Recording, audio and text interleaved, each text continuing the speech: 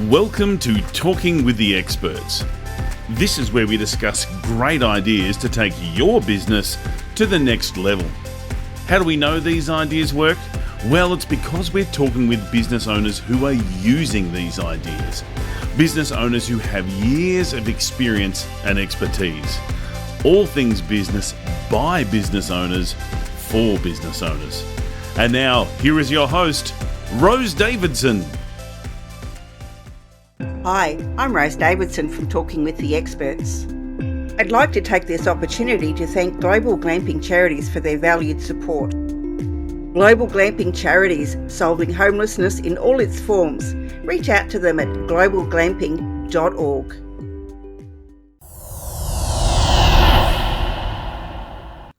Talking with the Experts. In episode 452, Jussi Luukkonen will be explaining to us why we need to use compassion, wisdom and courage in our businesses and in the world in general. Too few leaders in business world, they speak about wisdom.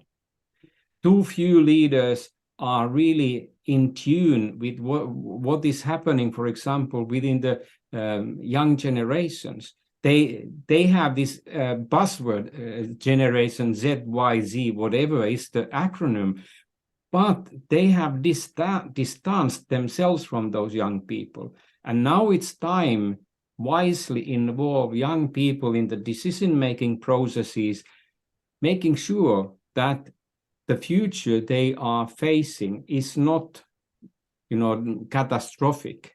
And if we don't involve young people in our core business thinking, we will lose the game, because the young people, they will find their ways of doing things, and it can be destructive, like we all know. Talking with the Experts. Hello and welcome to Talking with the Experts. I'm your host, Rose Davidson from rosedavidson.com. Talking with the Experts is about all things business by business owners for business owners. You can find it on all good podcasting streaming platforms and on YouTube. And today I have the very great pleasure of reintroducing Jussi Luukkonen to you. He is a return guest. He is one of my favorite people. He's actually spoken on my business online virtual summits a couple of times. Once, and he will be speaking again in the one in March. So I can't wait, because he's just such a lovely human. It's someone that you really need to know. Anyway, for those who don't know who Jussi is, he's very rare. He's rare, trust me. Not just in like the meat and potatoes type of rare, but he's like a super special human. He has excelled in creative industries, in the education sector and businesses as a leader. He's a trailblazer and he's a strategist. Jussi originally trained as a theatre director, and he changed to being a professional theatre director, and that gave him, an edge on reading people and how people, interact with each other. And during his 30 plus years of being on the planet, and he's a little bit older than 30, but I won't tell you exactly how old he is. Jussi has helped individual leaders and companies to grow and to glow brightly. His workshops and coaching sessions unfold the drama and the comedy of business and life to bring creative solutions and concepts for a positive difference. Now, if you really want a positive person, then Jussi's the person for you. Today, we're going to be talking about compassion, wisdom, and courage, and in the world in general, and how we can use those three strategies in business because of how the globe is at the moment and what's going on. And Justi's going to enlighten us on how we can use compassion and wisdom and courage in our business. Welcome, Jussi. Thank you so much for joining me today. Thank you, Rose, and I'm blushing because your introduction was a bit overwhelming. And thank you. You are one of my favorite people. Thank you for the 30 years, because if you double that and put a couple of years on top of it, then you get, my age. Yeah, you and I are about the same vintage, so we're not that far apart from each other. Well, you'd be surprised. I could be your grandfather. Oh, bollocks. Jussi, tell me, how can we use compassion, wisdom, and courage in business because of what's been happening in the world in the last, 2-3 years, but more specifically in the last 12 months? A lot of us have been a little bit overwhelmed with, global occurrences, and we're not navigating it as well as we could be. So perhaps you could tell us how we can do it better. Well, I've been thinking this a lot because the last 12 months kind of changed the gears of the whole planet, not only the climate change, but the war in Ukraine and Russians' ruthless, illegal war against Ukraine. It has changed the landscape radically, and more than we like to think, because it's not only war between Ukraine and Russia, but there's also big economic impacts. It is now creating unbelievable laboratory of arms industry and military industries. And it has been given also a ticket for China to do their thinking, and as we know, China is a long-term thinker, and this can lead a really change in power structures and balances in the world. So business community needs to be more aware of what is happening also in politics and global politics. It's not just supply chain changes, but these emerging dictatorial tendencies have damaging effect on everything on planet Earth and accelerating also climate change. So that's kind of the backdrop. And when we talk about wisdom, compassion, wisdom, and courage, too little in terms of business we talk about compassion. HR is talking about well-being and respecting of individual and diversity. And I have seen how HR has been promoting empathy, and design thinking is the whole approach is based on empathy. But empathy is not enough. Empathy is just empathizing. Empathy is just, yes, I understand the shit that you are going through. But compassion is an action, and business needs to act. It is inbuilt in the whole reality what business is. Without action, there is no business. And if business doesn't have compassion as their kind of driver in the next 10, 15, 20 years, we will ruin the planet, and we ruin the business, and we will become puppets of really destructive forces.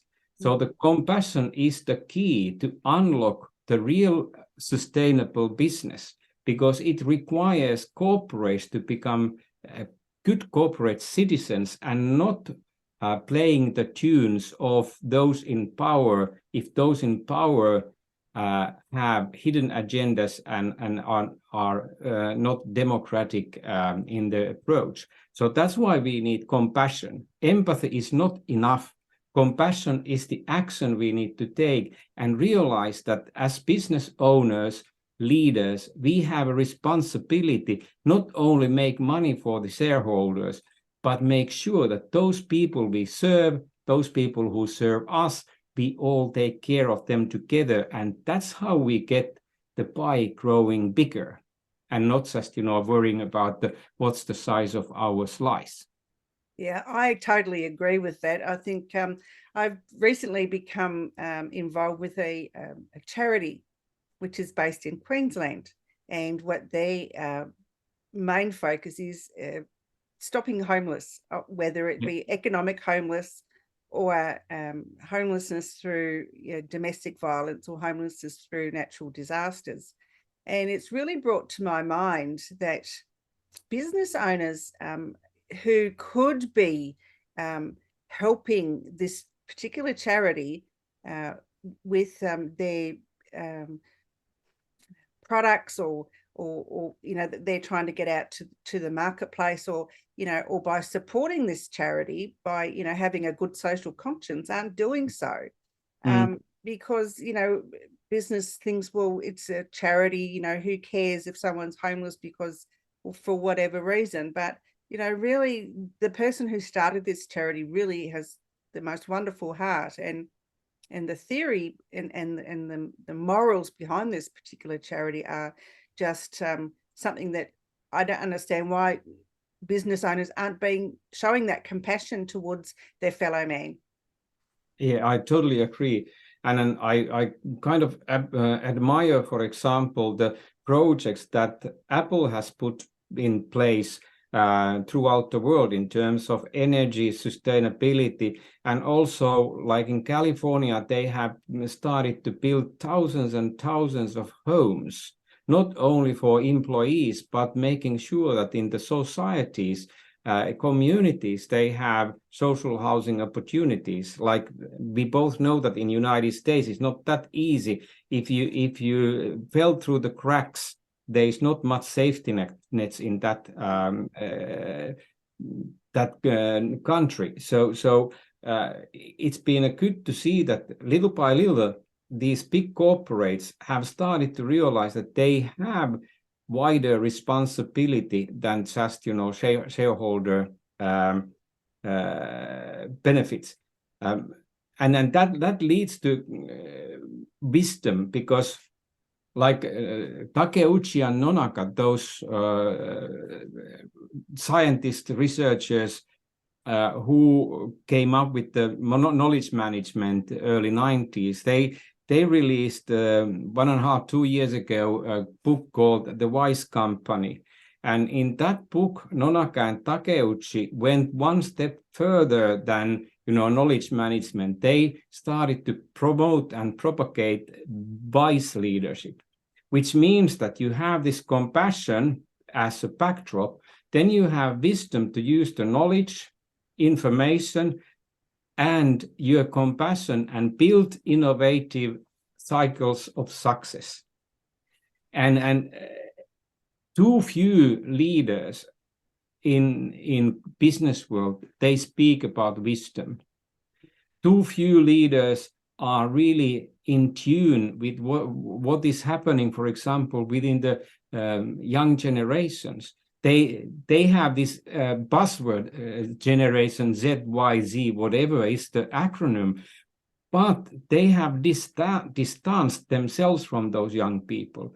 And now it's time wisely involve young people in the decision-making processes, making sure that the future they are facing is not, catastrophic.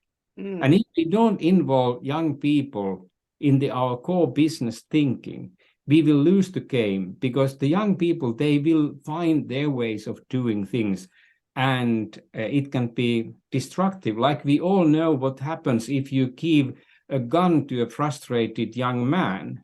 They will start to use those guns. So instead of guns, we need to give wisdom, and we need to give resources, and we need to give a channel for young people to come with us and teach us what they expect from the future, and teach them what we have been building and trying to build, and then combine those as a win-win solution. So that's kind of, if we talk about compassion, the next step is then wisdom, to apply what we have learned from the circumstances and people, and find wisdom to implement right kind of strategies. And it's not enough, because then we need to come to the third point, which is courage. We need to have courage to put in place those things. And at the moment, I can see in a political scene, there's very, very little courage to really change the mindset and put new thinking in place. It's more about inertia. And especially after pandemic, we just want to get back to the normal. The normal was gone. There's no normal anymore. There's not even new normal. There's just this huge challenge we need to face. And without compassion, wisdom, and then courage to implement those changes, we will lose the game, and we will lose the planet will stay, but human race will perish. That's the reality. Yeah, they all go hand in hand, really, don't they? I mean, you've got to show someone compassion. You've got to be able to have the wisdom to, I guess, take on board the ideas and wisdoms of other people, and then you've got to, have the courage to move forward and try and make everybody work together. Exactly. And there's interesting shift now from head first into heart first, because we have seen that if we put our head first, we come up with clever plans, but quite often we don't have the understanding what are all those consequences of those clever plans, and what does it mean to, for example, put them in place. Now we have seen here in New Zealand, we had the cyclone, and it destroyed, 1/3 of the North Island, and especially eastern parts. There are still people without power, without, proper connections, without any modern tools to really survive. And suddenly that has happened far, far away in Bangladesh or somewhere else. Now it's at our doorsteps. And then we realize that this thing, this neck-top computer is not enough. We need to have our heart, and we need to open that heart. And I recently started to follow and read a lot from HeartMath Institute, which is a non-profit organization, research institute in the United States. HeartMath Institute have been researching 30 years how heart and brain communicate, and what happens between heart and brain. And they found out that by measuring heart rate variability and the magnetic field around heart, each human being has magnetic field about 90 centimeters in diameter around us. And it is 5,000 times stronger field than magnetic field in our brain. So when, for example, we go in a room, people sense your heart before they even think what you might say or think or do. So they come up with the idea of having coherence between heart waves and brain waves, and they call it coherence. And they are promoting the idea that we need to educate people to use their heart and make the heart coherent with the brains, so that we can use the wisdom and then courage to find new ways to listen to each other. And it is exciting that there's science telling that heart is actually decision-making, thinking thing. It is not a pump, just pumps blood to your brain, but it makes its own decisions. And heart rate variability tells us, for example, our state of mind more accurately than brain waves. Yeah, it's a bit like using your intuition. Your heart really is your intuition. And absolutely. I use my heart to make decisions more than I use my head. And it sometimes gets me into trouble because, my brain is telling me that it really probably isn't the best decision to be made. But I follow my heart, and I always have. And I'm not going to change because, someone tells me that my brain's more important than my heart. I don't believe that. I think my heart's more important than my brain, and I will follow it till the ends of the earth. Exactly. And it's funny, I've been one of my mottos has always been that life is bigger than your intellect. You can't always analyze everything. You can't always model, even you had all the supercomputers on Earth, you can't model life.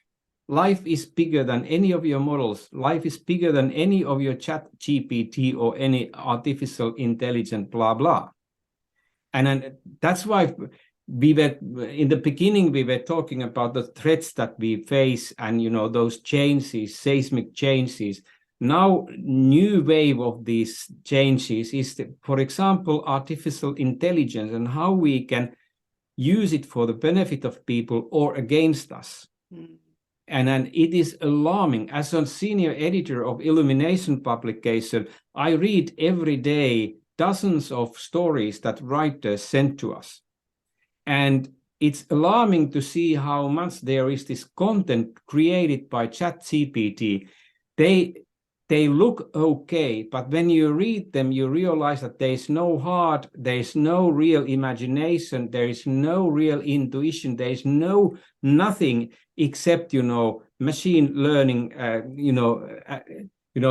from different existing sources, material put together in such a way that it looks okay. But when you drill deeper, you realize that, nope, there is no thinking behind it.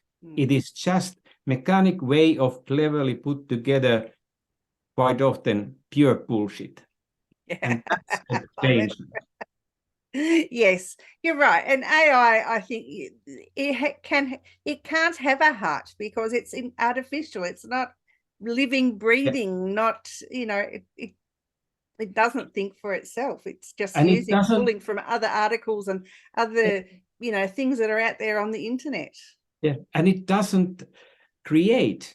Humans create. Humans see dots that artificial intelligence can't see because they are not yet existing. And humans connect those dots. Artificial intelligence is just, rear mirror. It is just, playing with the information that has already created.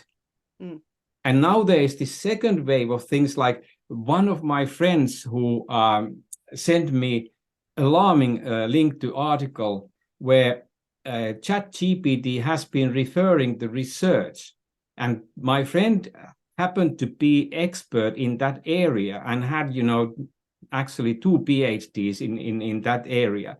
He told me that he went back to the sources that ChatGPT told that are the sources, and actually ChatGPT has been referring things that didn't actually exist, because ChatGPT has took one piece of information as a research, another piece of information as another research, put them together, referring that this is the recent research on this topic. And that was actually fake. It was just artificial way of connecting two things that didn't have anything to do with each other. And my friend told that at that point he became really scared, because we can become to this Orwellian brave new world where artificial intelligence tells us from toddlers until we die who we are, why we are, what we are about to do, and nobody thinks anything. Yeah, we become mindless because someone else has told us something. Yeah, exactly. So those are the dangers, and that's why I go always back to these old Buddhist principles: compassion, wisdom, and courage, because they are the building blocks of being human.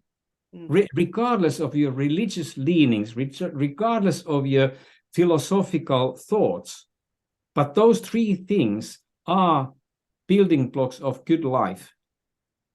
Absolutely. I totally agree 100%. And if business owners, business leaders, corporations took on those three principles, I think it would make for, one, happier workplaces, better return on investment. And I think they'd be helping the community so much if they were to invest them dollars in places and have a social impact and leave their social footprint in the wider community.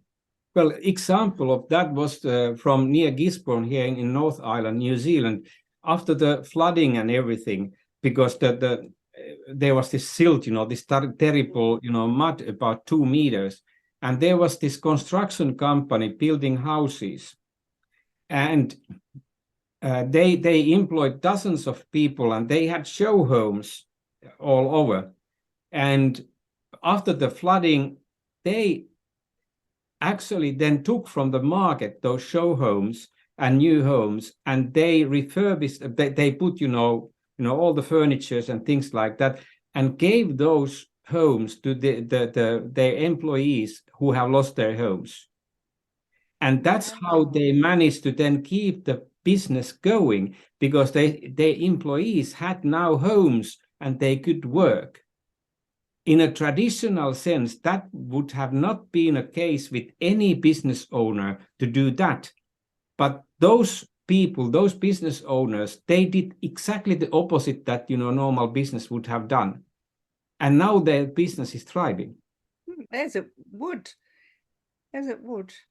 Jussi, it's been an absolute pleasure. I could continue this conversation for forever, but we've only got so much time. Where can people find you, Jussi, if they want to read any of your books, or indeed work with you, talk with you, whatever the case may be? They can find me from JUSSI at JUSSILUUKKONEN.com. So that's my email address. So it's easy. You can read my name there below. So just put Jussi at jussiluukkonen.com. That's my email, and I respond to every email I get. I have my website also, jussiluukkonen.com, www. I'm dyslexic. www.jussiluukkonen.com is my website. So feel free to contact me. I'm always interested in good conversations and new ideas. So I'm curious. Yes, he is very curious, trust me. Jussi, it's been an absolute pleasure. I have loved our conversation. I look forward to listening to you and next week, in fact, at the online summit, and I will chat to you again really soon. Thank you so much, Rose. It's always a pleasure to talk with you, and I hope that all people who see this, get some food for thought. Thank you so much for having me. Bye-bye for now. Thank you. Bye-bye. You've been listening to Talking with the Experts, hosted by Rose Davidson. Make sure you have a look at our back catalogue over at talkingwiththeexperts.com, and be sure to subscribe to our podcast so you don't miss out on any episode. We look forward to your company next time.